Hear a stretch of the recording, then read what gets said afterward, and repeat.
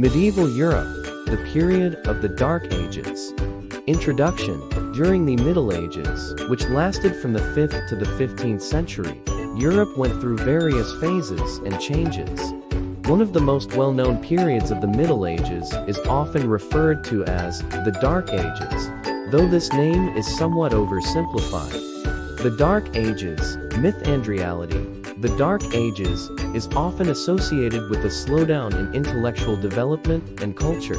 This period encompasses the fall of the Roman Empire and the feudal era, when society was divided into nobility, landlords, and peasants.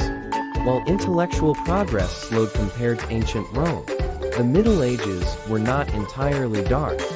The church and education. The church played a crucial role in preserving knowledge during this time. Monasteries became centers of education where classical texts were copied, preserving classical literature, art and architecture. The Middle Ages witnessed impressive architecture in the form of cathedrals and castles. Gothic architecture developed, creating spectacular structures such as the Notre Dame Cathedral in Paris.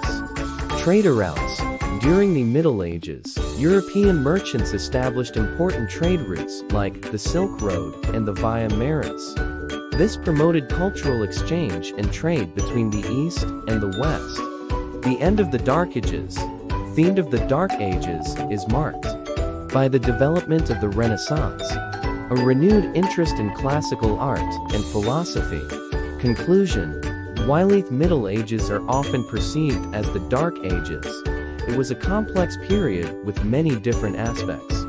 Europe evolved through intellectual, artistic, and social changes during this era. This is the script translated into English, providing an overview of the Dark Ages and the Middle Ages, exploring the myths and realities of that time, as well as important aspects of the period.